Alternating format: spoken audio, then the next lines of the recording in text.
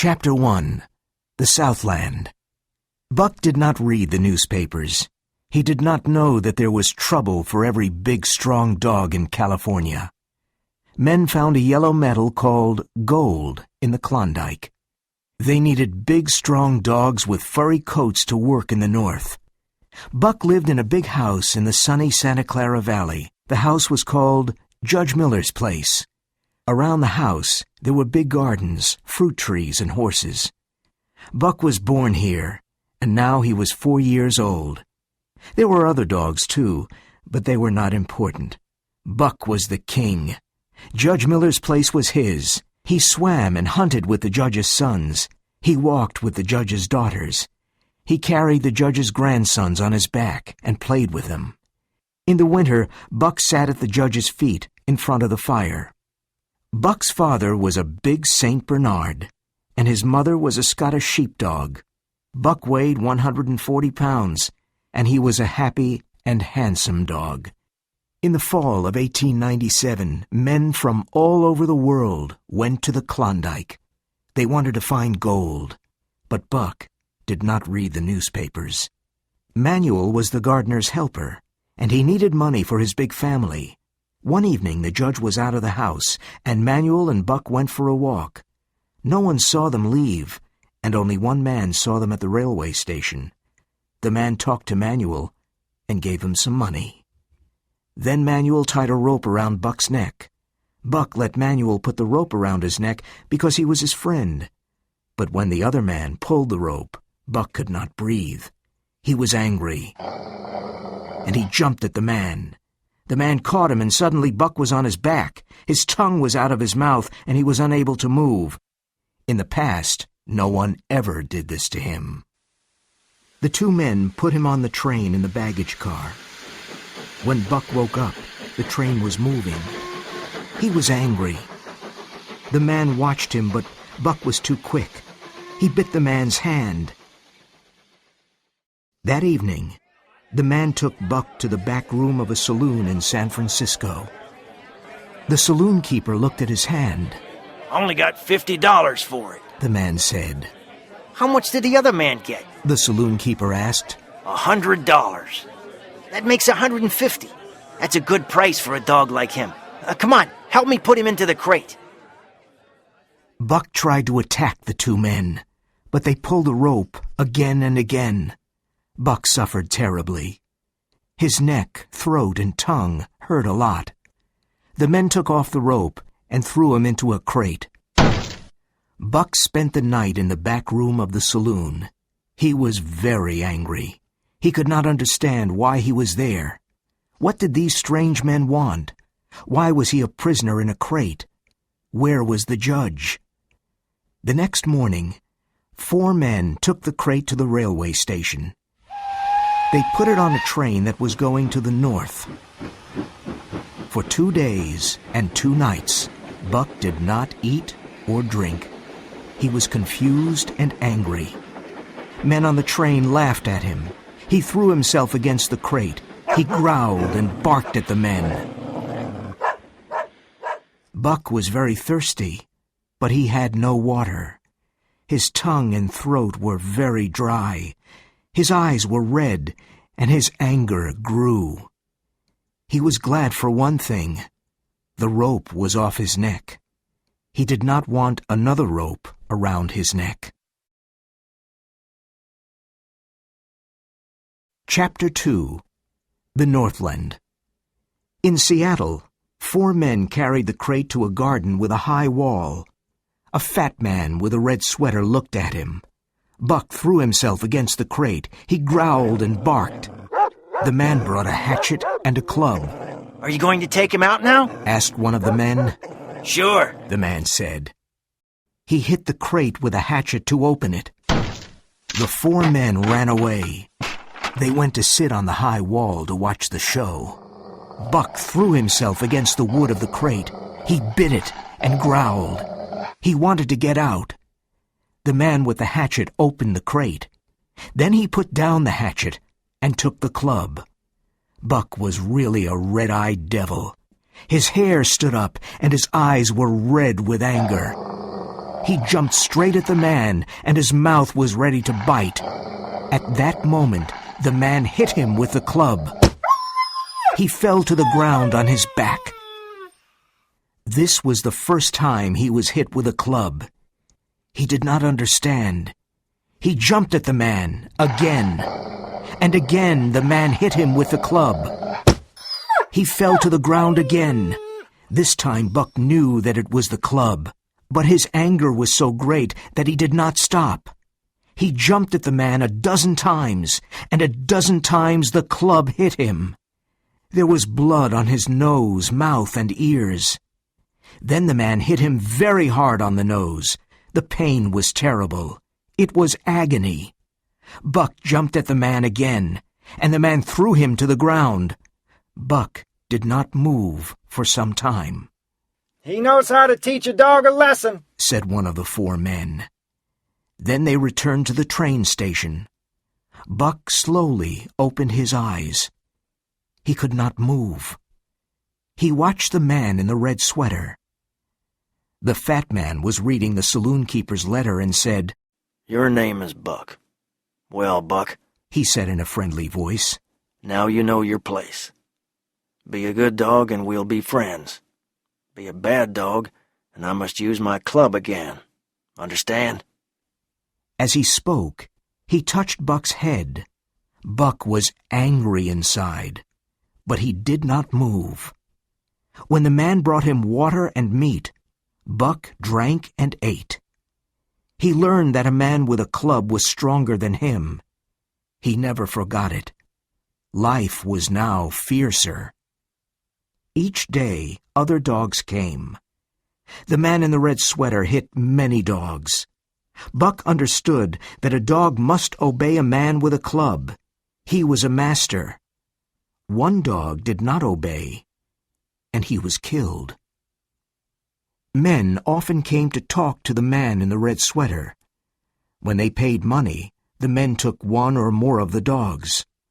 Those dogs never came back. Where did they go? Buck thought. He was afraid of the future. One day, a short man came to look at Buck. The man spoke bad English. "That's a strong dog. How much?" $300, said the man in the red sweater. "And it's a gift at that price." Perrault smiled. The price of dogs was high at that time. Perrault knew dogs, and he knew Buck was an excellent dog. Buck saw money pass between the 2 men. He was not surprised when he and a Newfoundland dog called Curly were taken away by the small man. He took them to a ship called the Narwhal. From the ship, he and Curly looked back at Seattle. It was the last time they saw the warm Southland. Perrault took Buck and Curly to Francois. Perrault was a French-Canadian, but Francois was half Indian and had very dark skin. Buck did not like these men, but he respected them. He learned that Perrault and Francois were calm and fair. They knew everything about dogs. There were 2 other dogs on the ship. One was a big white dog called Spitz. He seemed friendly, but he was not honest. He smiled when he tried to take Buck's food. Francois was fast and hit Spitz. From this moment, Buck began to like him. The other dog was called Dave. He was unfriendly and always wanted to be alone. Dave ate and slept and was interested in nothing. Day and night the ship sailed. Every day was the same, but Buck noticed that the weather was colder. Finally, one morning the Narwhal's engine stopped. Buck and the other dogs were excited. Something was happening. Francois leashed the dogs and took them outside. At the first step, Buck's feet went down into something white and soft. He jumped back. More of this white stuff was falling from the sky and fell on Buck. He shook himself, but more fell on him. He smelled it curiously, then tasted some on his tongue. it was like fire, and the next moment it disappeared. This confused him. He tried it again, with the same result. People looked at him and laughed. It was his first snow. Chapter 3. The Law of Club and Fang. Buck's first day at Dyea Beach was terrible. What a change from his comfortable, happy life with the judge in the sunny Southland. Here, there was no peace or rest. There was only confusion and noise. There was danger everywhere, because these dogs and men were not city dogs and men. They only knew the law of club and fang. Buck never saw dogs like these. They fought like wolves. He learned this by watching Curly. She wanted to make friends with a husky. The husky jumped on Curly, and he tore her face from eye to mouth. Wolves and huskies fight like this. They attack and then jump away. But this fight was not finished. 30 or 40 huskies came and made a circle around the fight. Curly attacked her enemy, but the husky bit her again. She fell to the ground and never stood up again. The other huskies moved in, and suddenly she was under them. Buck saw Spitz run away with his red tongue out of his mouth. He was laughing. Curly was dead in the snow. Her body was almost in pieces. Buck often saw this scene in his dreams. He understood that when a dog was injured, that was the end. Spitz laughed again, and from that moment, Buck hated him. Soon Buck had another surprise. Francois put a harness on him. Buck remembered the harnesses on horses at home. So now he must work like a horse. He must pull the sled to the forest to get firewood.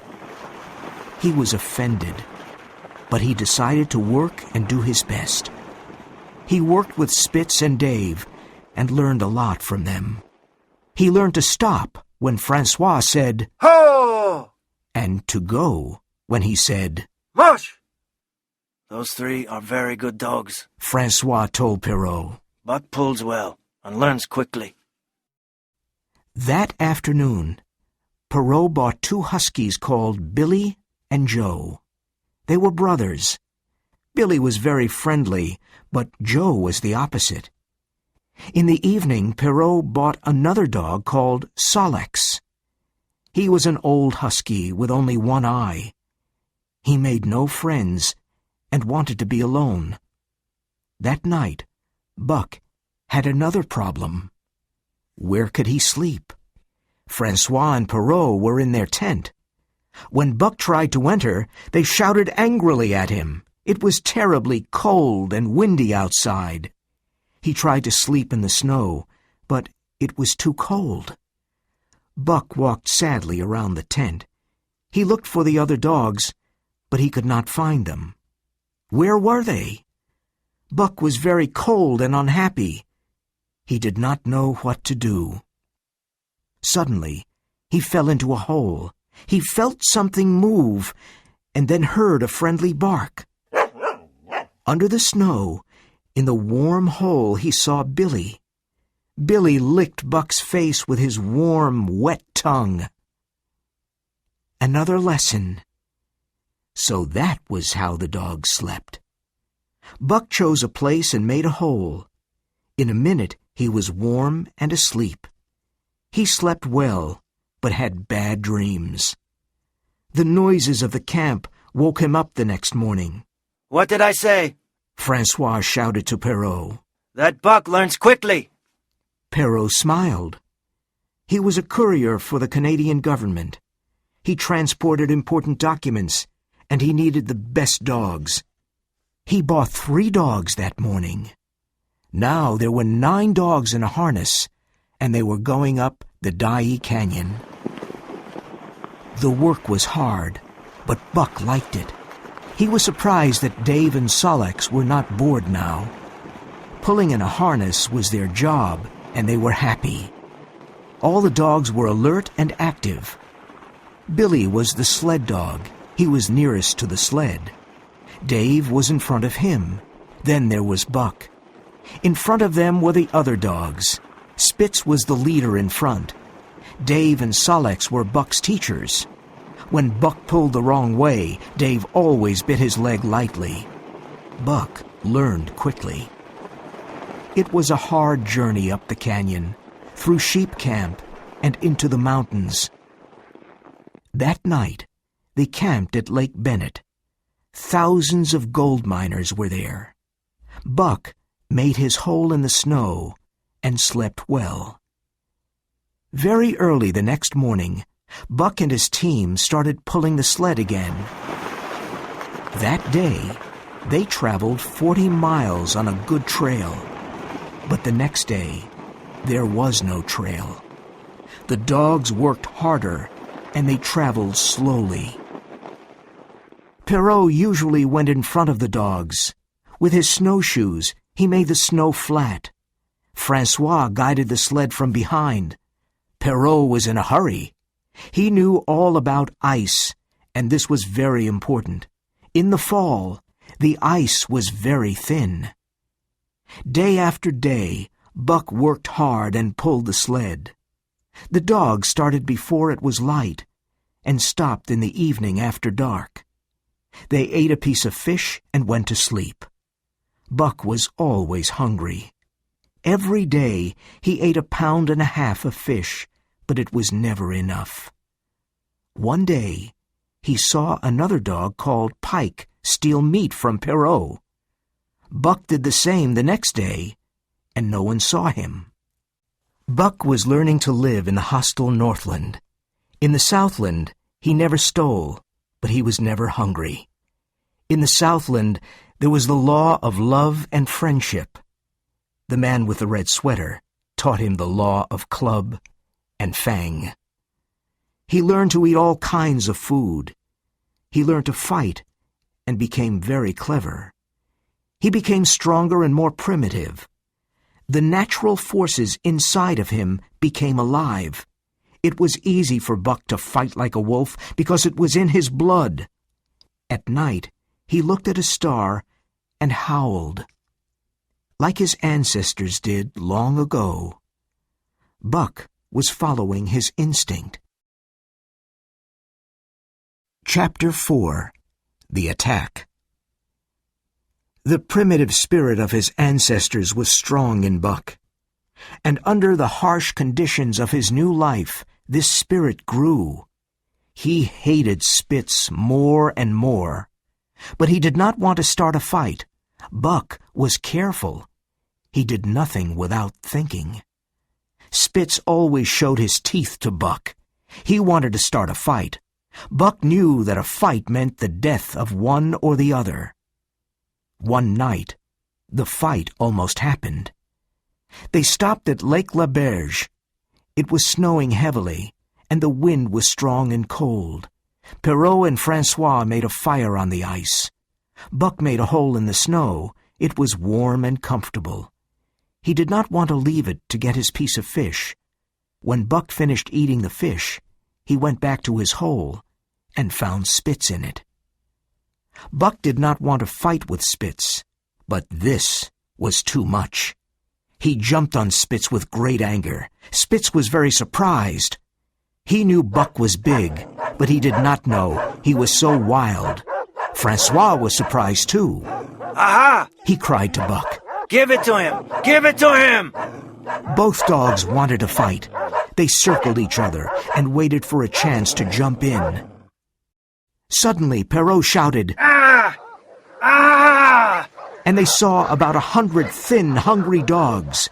They came from an Indian village, and they were looking for food. Perrault and Francois hit them with their clubs, but the hungry dogs showed their teeth and attacked. One dog found the food box, and in a moment, 20 dogs ate the bread and the meat. The smell of food made them crazy. The dogs looked like skeletons with wild eyes and sharp fangs. 3 of them attacked Buck and bit his head and shoulders. Dave and Sol-leks fought courageously, side by side. Joe attacked the dogs too. Buck bit a dog in the neck and tasted its blood. The taste of blood made him fiercer. He jumped on another dog and then felt teeth in his own neck. Spitz was attacking him from the side. Perrault and Francois came with clubs to help their dogs. The hungry dogs ran away, but only for a moment. When the two men ran back to save their food, the dogs attacked again. The terrible fight continued. Later, the 9 team dogs ran away and hid in the forest. They passed the night there. Each dog was hurt in 4 or 5 places, and Joe lost his eye. Early the next morning, they slowly walked back to camp. Perrault and Francois were angry. Half their food was gone, and one dog ate Perrault's shoe. Francois looked at the poor dogs and said, "Ah, my friends, perhaps those bites will make you crazy dogs. What do you think, Perrault?" Perrault said nothing. There were 400 miles between him and Dawson. He hoped his dogs were not crazy. After 2 hours of hard work, the team started traveling. The next part of the trail was the most difficult. The 30-mile river was not frozen because the water moved too quickly. It took 6 days to travel those terrible 30 miles. They were terrible because every step was dangerous for the dogs and the men. They found 12 ice bridges across the river, and Perrault fell through all of them. His long stick saved him. The temperature was 50 degrees Fahrenheit below zero. Each time Perrault fell into the icy water, he built a fire to dry and warm himself. Perrault was not afraid of anything. This is why he was a government courier. He was often in danger. Once, the sled with Buck and Dave fell through the ice. When Perrault and Francois pulled them out of the river, they were covered with ice. The men built a fire to save the dogs. When they arrived in Hootalinqua, Buck and the other dogs were exhausted. However, they were late, and Perrault made them run faster. In 3 days they traveled 110 miles and reached a place called 5 Fingers. Buck's feet were not as hard as the feet of the Huskies.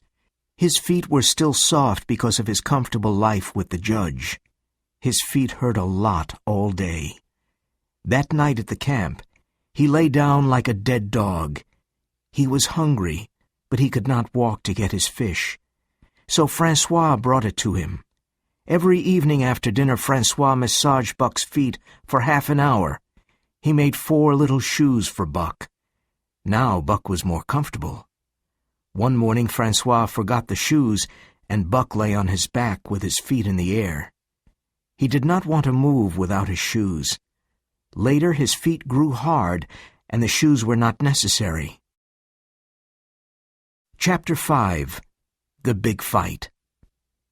At Pelly River one morning, Dolly suddenly went crazy. She howled like a wolf, and then jumped at Buck. Buck knew this was something terrible and ran away. Dolly was behind him. Buck was afraid.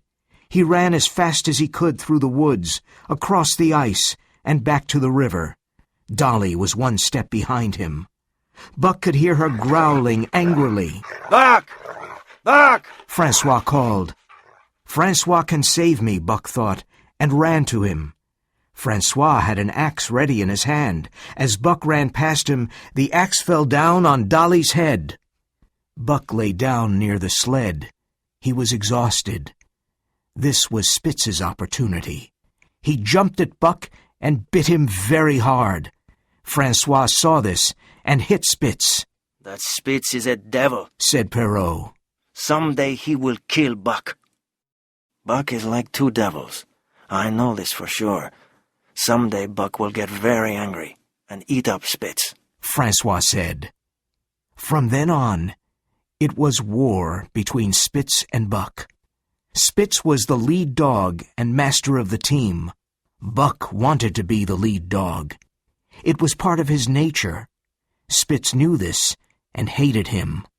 Buck was dangerous because he was strong, clever, and patient. When the dogs made mistakes, Buck protected them from Spitz. One morning, Pike did not want to get up, and Spitz looked for him everywhere. When he found Pike, he jumped at him, but Buck suddenly attacked Spitz. Francois whipped Buck with all his strength. This did not stop Buck. Francois whipped him again and again. The other dogs saw this, and it became difficult for Spitz to lead them. Day after day, Buck protected the other dogs from Spitz. Buck did it secretly when Francois was not looking. Things began to change on the team. The dogs did not respect or obey Spitz. The team became worse. There was always more trouble, and Buck was responsible for it. Francois was worried about Buck and Spitz. Those dogs will have a big fight one day, he thought. But the days passed without a big fight. They arrived in Dawson City on a cold, gray afternoon. There were many men and dogs in Dawson. The dogs did all kinds of work. Buck met some Southland dogs, but most of the dogs were Huskies. At night, there was the aurora borealis, and the stars danced in the sky. Every night at 9 o'clock, at 12, and at 3, all the dogs howled together. Buck liked to howl with them.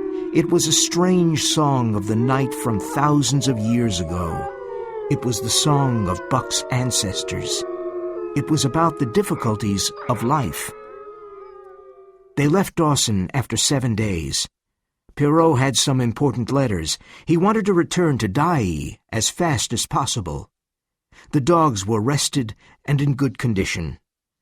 On the first day they traveled 50 miles, and on the second day they were on the Yukon River near Pelly. Francois had many problems with the team. The dogs did not work well together. Buck and Spitz hated each other. The other dogs did not respect Spitz. They were not afraid of him anymore.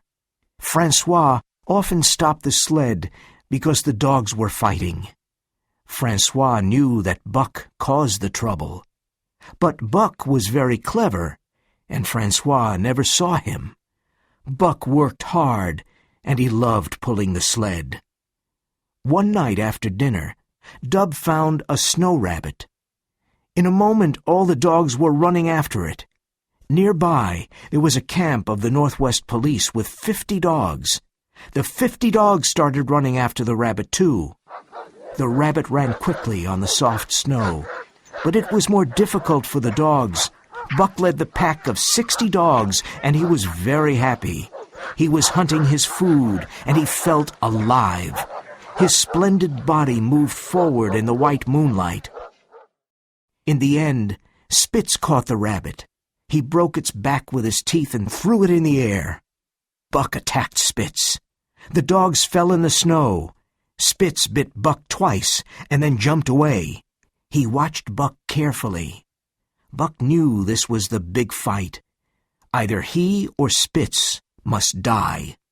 Their ears went back, and they growled angrily. They watched each other carefully, and they circled slowly. The night was silent, and everything was white in the moonlight.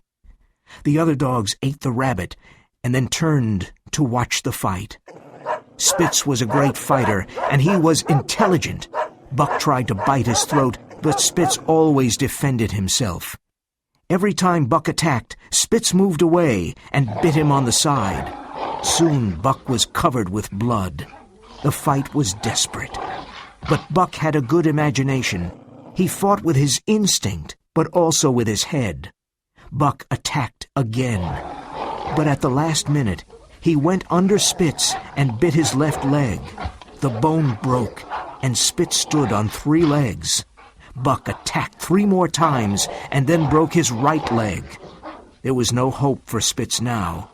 The silent circle of dogs moved closer to Spitz. They waited for the end.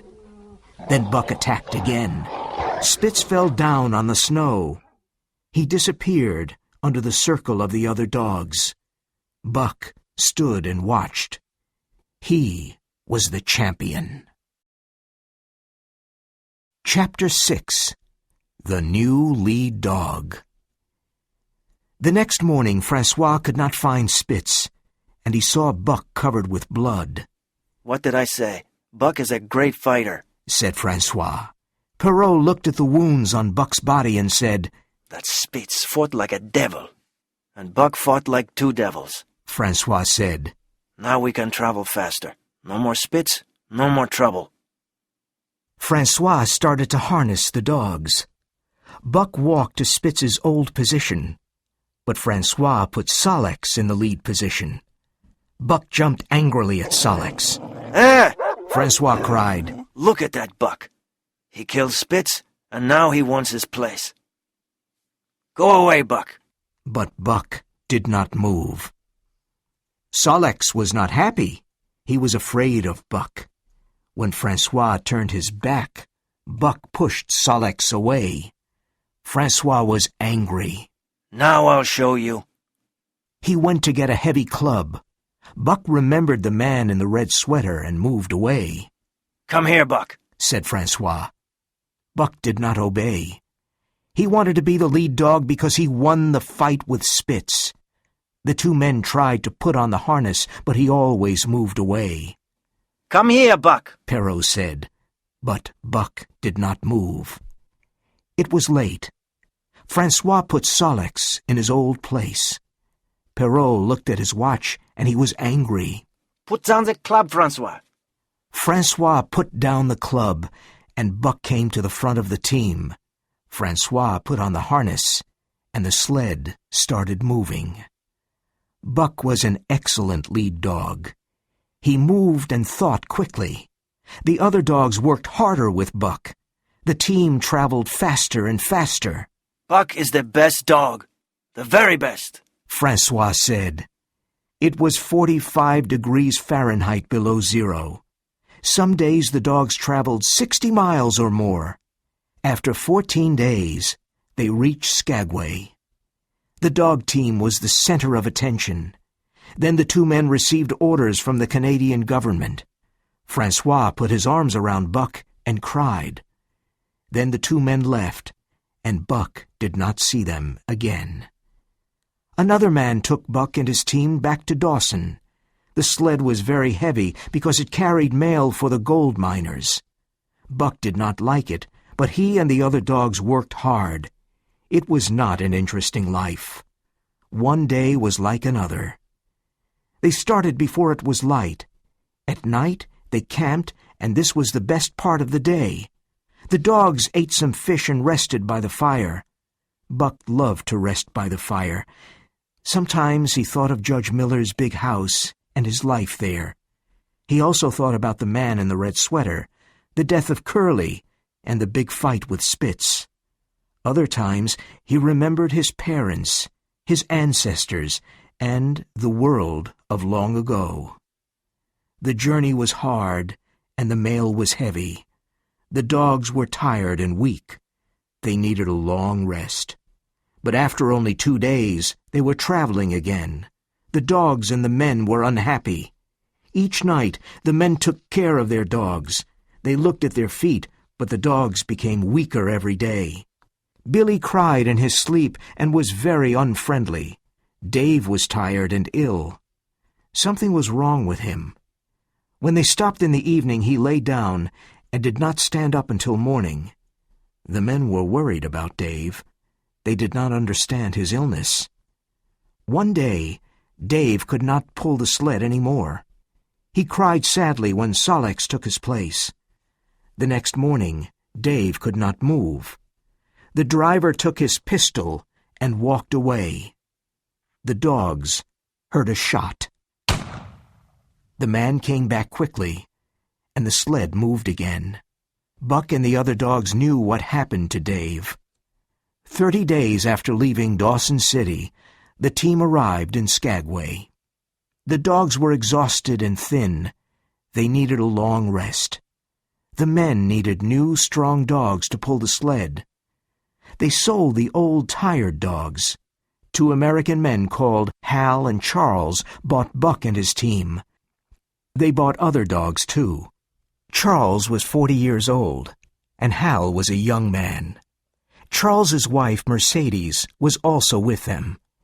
They knew nothing about life in the Northland, and they made many mistakes. They put too many things on their sled and tried to start. The dogs pulled hard for a few moments and then stopped. They could not move because it was too heavy. These lazy animals, Cried Hal with a whip in his hand. they're very weak. Said a man. They need a rest. Nonsense, they're very lazy. Said Hal. Mush! He cried. Mush! Hal whipped the dogs again and again. Another man said, I don't care about you, but I care about the dogs. Break the ice around the sled, and then the dogs can pull. Hal broke the ice, and the sled moved forward. The unhappy team moved on. Day after day, Hal whipped the poor dogs. He gave them little food to eat. They were very tired and very hungry. They looked like skeletons. Dub hurt himself and was shot. Billy and some other dogs died. Soon we will all die, Buck thought. Chapter 7. For the Love of a Man. Only 5 dogs reached John Thornton's camp: Joe, Pike, Sol-leks, Teek, and Buck. They fell on the ground and could not move. They were almost dead. It was nearly the end of winter, and it was a beautiful day. John Thornton was repairing an axe. Is it safe to cross the river here? Asked Hal. Oh, no, it's very dangerous. The ice is too thin. Answered Thornton. Hal looked at him and said, I don't believe you. We must go to Dawson. He took his whip and cried, Come on, Buck, let's go. Thornton knew these people were stupid and did not understand. The team did not move. After a while, Sol-leks slowly stood up. Joe was crying, but he stood up. Pike tried twice and fell down. The third time he stood up. Buck did not try. Hal whipped him, but Buck did not move. Thornton wanted to speak, but he did not. Hal was furious and took the club. He hit Buck again and again. But Buck did not want to stand up. He had a strange feeling of doom. He saw thin ice in front of him. After so much suffering, he did not feel the club. Then suddenly Thornton jumped on Hal and threw him to the ground. Don't hit that dog again, or I'll kill you. Thornton cried. It's my dog. Said Hal. Go away or I'll hit you too. I'm going to Dawson. Thornton stood between him and Buck. Hal took out his long knife. Thornton knocked it out of Hal's hand. Then Thornton picked it up and cut Buck's harness. Hal did not want to fight. Buck was almost dead. A few minutes later, Hal and the sled went along the river. Buck raised his head and saw Pike, Sol-leks, Joe, and Teek pulling the sled. Thornton examined Buck's body. He was looking for broken bones. Buck was terribly thin and weak. You have many wounds, but no broken bones, said Thornton. Both dog and man watched the sled. It was crossing the ice in the middle of the river. Suddenly the back of the sled went down, and the front went up. There was a lot of screaming. Then a big piece of ice broke, and the dogs and the people disappeared. John Thornton and Buck looked at each other. You poor dog, said Thornton, and Buck licked his hand. John Thornton was ill all winter. His friends left him at White River while they went to Dawson. Thornton had a lot of food, and he was comfortable. Now it was spring, and he was better. During the warm spring days, he and Buck sat by the river. Buck watched the water and listened to the birds. He needed the long rest. Slowly he became stronger and fatter. John Thornton had 2 other dogs. Skeet was a small dog, and she made friends with Buck. When Buck was ill, she took care of him. She washed his cuts with her tongue. Nig was a big, friendly dog. His eyes laughed. When Buck became stronger, the three dogs played together. Thornton sometimes played with them. The days passed happily. For the first time, Buck learned to love. He and Judge Miller were very good friends, but Buck did not love him. John Thornton saved Buck's life, and he was the perfect master. He loved his dogs and took good care of them. The dogs were like his children. He always talked to Buck. He took Buck's head between his hands and shook it lovingly. He adored Thornton. When Thornton touched him or spoke to him, he was wild with happiness. He sat near Thornton and looked at his face for hours. At first, Buck followed Thornton everywhere. He did not want Thornton to leave like Francois and Perrault. Buck was very happy with Thornton, but he was a dog of the Northland. He dreamed of other animals and heard them calling him. It was the call of the wild. Sometimes Buck wanted to answer the call. He often went into the forest, but he always returned to Thornton. Buck was not interested in other men. When Thornton's friends Hans and Pete returned, Buck did not notice them. He knew they were Thornton's good friends, and so he accepted them. Hans and Pete saw that Buck loved only Thornton and no one else. He was always happy to obey Thornton. One day, they were in Circle City. Black Burton was a bad and cruel man. He was in a saloon and he was fighting with another man. Thornton tried to stop them. Buck sat in a corner and watched. Burton hit Thornton and he almost fell. There was a loud growl, and Buck jumped into the air at Burton's throat. The man put up his arm and saved his life. Then he fell to the ground with Buck on top of him. Buck bit into his throat. Some people pulled Buck off the man. A doctor arrived and examined Burton's throat. The dog attacked only because Thornton was in danger, someone said. From that day, Buck's name became famous all over the Northland. In the fall of that year, Buck saved Thornton's life another time. The three men were going down the river. Thornton was in the boat, and Hans and Pete were on the riverbank. They were holding the boat with a rope. Buck was on the bank and watched his master. Soon they came to a dangerous part of the river. The boat was going too fast because the current was strong. Hans pulled the rope to stop the boat, but it turned over. Thornton fell into the water. Buck jumped in immediately and swam to his master. Thornton took Buck's tail, and Buck swam bravely towards the riverbank, but they moved slowly because the river pushed them to the rocks. "We can't get to the riverbank because the current is too strong," said Thornton. He held on to a rock and let go of Buck's tail. Then he cried, "Go, Buck, go!" Buck obeyed and swam to the riverbank. Hans and Pete pulled him out of the river. "We must work fast to save Thornton. He's in great danger," said Pete. They tied a rope around Buck, and he jumped into the river again. The river carried him past Thornton, but he finally reached him. Thornton held on to Buck, and Hans and Pete pulled the rope very hard. Thornton and Buck disappeared under the water. When Hans and Pete pulled them out, they both seemed dead, but they slowly opened their eyes.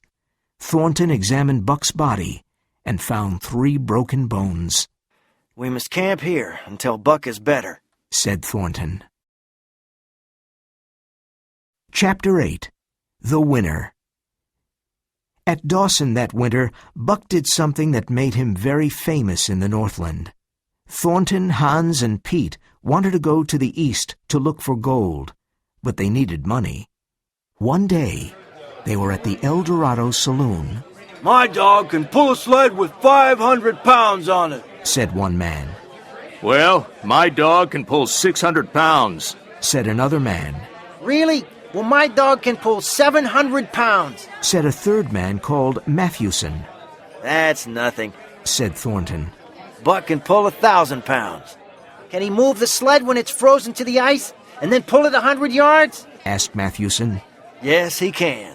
Said Thornton. Well, Said Matthewson.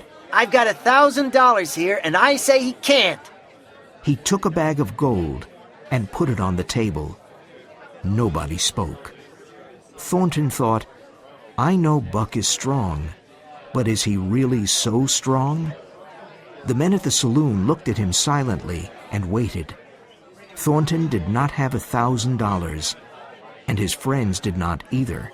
I've got a sled outside with 1,000 pounds on it. Matthewson said. Do you want to try? Thornton did not know what to say.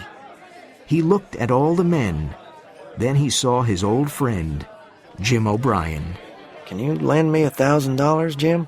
Thornton said softly. Sure, Said O'Brien. but I don't think your dog can do it. Everyone went into the street. A lot of men stood around Matthewson's sled. The sled was frozen to the ice because it was terribly cold. Matthewson was sure Buck could not win and said, I'm paying another $400. What about you? Thornton, Hans, and Pete talked together. They had only $200, and they added them to the $1,000. Buck felt the excitement in the air. He knew he must do something great for Thornton. Buck was in perfect condition. He was a splendid dog. Thornton sat down on the snow next to Buck. He held Buck's head in his hands and spoke softly in his ear. If you love me, Buck. If you love me. Buck understood. He took Thornton's hand between his teeth and then let go. He often did this as a sign of his love. Everyone was silent. Thornton stood up and said, Ready, Buck? Buck pulled on the harness. Right! Cried Thornton. Buck pulled to the right and stopped suddenly. Now left! Cried Thornton. Buck pulled to the left. The ice was breaking. Now, mush! Buck started to pull. His strong body pulled harder and harder. The sled moved a little. Suddenly, it started to go forward on the snow. Buck pulled it for 100 yards. He was the winner. The men shouted and threw their hats in the air. Thornton was on the snow with Buck. He took his head and shook it. He was crying with happiness. Buck had Thornton's hand between his teeth. In 5 minutes, Buck made $1,600 for Thornton and his friends. With this money, they could travel to the east to look for a lost gold mine. No one knew where it was. It was a mystery. The 3 men with Buck and 6 other dogs started to go east. They traveled up the Stewart River and into the Mackenzie Mountains. Thornton was not afraid of the wild. He hunted his food during the day. Buck was very happy. He loved hunting, fishing, and traveling. They camped in different places and looked for gold. In the summer they built small boats and crossed mountain lakes and went down rivers. The months passed, and they continued to travel in the unknown country. In the winter they found an old cabin, but they did not find the gold mine. Then in the spring they found a stream with gold in it. It looked like yellow butter. Every day the men worked hard and found lots of gold. They put it in many big bags. Each bag had 50 pounds of gold. The dogs did nothing except watch the men and eat. Buck spent many hours sitting by the fire and dreaming. Sometimes during the day he heard a call from the forest. He listened and ran off into the forest. He loved running under the tall trees and looking at the birds. One night he woke up suddenly. He heard the call again. It came from the forest, and it was a long howl. He ran into the forest and followed the sound. He came to an open space in the trees and saw a wolf. He was sitting, and his nose was up in the air. He was looking at the sky. Buck walked towards him slowly and silently. The wolf stopped howling and ran away. Buck followed him. After some time, the wolf stopped and growled at Buck. He was afraid because Buck was much bigger. But Buck did not want to fight. He wanted to make friends with the wolf. The wolf understood, and they touched noses. They became friends and played together. They ran for hours through the forest and under the open sky. Old memories came back to Buck. He was very happy. They stopped by a stream to drink, and Buck remembered John Thornton. The wolf wanted Buck to follow him, but Buck turned and slowly went back. The wolf followed him for a while. Then he sat down and howled. It was a sad howl. Thornton was eating dinner when Buck returned. He jumped all over Thornton and licked his face. For 2 days and nights, Buck never left camp. He followed Thornton everywhere, but soon Buck heard the call again. He thought about his wild brother in the forest. Buck began to sleep out at night. He stayed away from camp for 3 or 4 days. Once he stayed away for a week. He looked for his wild brother, but could not find him. He fished in the streams and killed animals for food. Every part of his body was alive and healthy. He was stronger and faster than other dogs. There was so much energy in Buck. One day Buck was going to the forest, and Thornton said, "What a fantastic dog." Hans and Pete agreed. Chapter 9. The Call of the Wild. In the fall, many moose came to the valley because it was warmer. Buck wanted to hunt a big moose. The biggest moose was 6 feet tall and had enormous antlers. He was much bigger and stronger than Buck. When he saw Buck, he growled angrily. Buck followed the moose for many hours. He was clever and thought, I must separate him from his group. It was not easy. But by evening, the moose was away from his group. Buck started to attack him. Wild animals are patient. They do not hurry.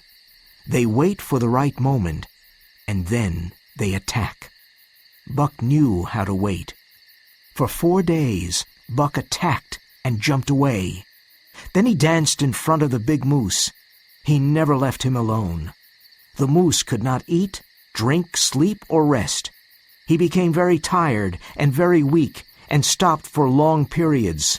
So Buck ate, drank, and rested. At the end of the 4th day, Buck killed the big moose.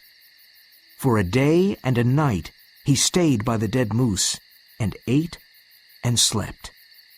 When he was rested and strong, he decided to return to John Thornton. When Buck was 5 miles from camp, he smelled something strange, something terrible. He started running fast. The forest was silent. There were no birds and no small animals. Near some trees, he found the dead body of Nig. He had an arrow in his body. He found another sled dog with an arrow in his neck. Near the camp, Buck heard voices singing. Then he found Hans' body with arrows in his back. A wild, terrible anger grew in Buck. He could not control his anger. He saw the Yeehat Indians dancing at Thornton's camp, and he suddenly attacked them. He wanted to destroy them. Buck was faster than the wind. He jumped at the Indians with all his strength and anger. He cut the throat of 2 Indians with his sharp teeth. Nothing could stop him, and he killed many Yeehats. He was like a devil. The Indians escaped into the forest, but Buck followed them. When Buck returned to the camp, he found Pete's body. He followed Thornton's smell to a pool. Buck knew Thornton's body was in the pool. He stayed by the pool all day. He knew John Thornton was dead. Now, he was very sad and alone. When he looked at the dead Yeehats, he was proud of himself. That night there was a full moon. Buck heard the sounds of the forest. They became louder. It was the call of the wild, and he was ready to obey. John Thornton was dead. He was completely free. A wolf pack entered Buck's valley. He watched them silently. They were afraid because Buck was so big. Then one wolf jumped at Buck, and he attacked and broke the wolf's neck. 3 other wolves jumped at him, but he attacked them. Finally, all the wolf pack attacked Buck. He jumped at them with his great strength and intelligence. They could not stop him. After half an hour, the pack went away. They were very tired. One wolf was friendly and went close to Buck. Buck remembered him. It was his wild brother. They touched noses. Other wolves came to make friends. An old wolf sat down, looked at the moon, and howled. The others sat down and howled too. Buck did the same. Soon the wolves were all around Buck and smelled him. Then they ran into the forest, and Buck ran with them. His wild brother ran by his side. Perhaps this is the end of Buck's story. But after a few years, the Yehat Indians saw that some wolves had brown in their gray coats. They also saw a ghost dog at the front of the wolf pack. When the Yehats follow the moose, they do not enter a certain valley. In the summer, there is a visitor in that valley, a big, golden brown wolf. He is bigger than any other wolf. He goes to a yellow stream, stops there, and then howls. But he is not always alone. He is the leader of the wolf pack. He runs in the moonlight and sings the song of the pack.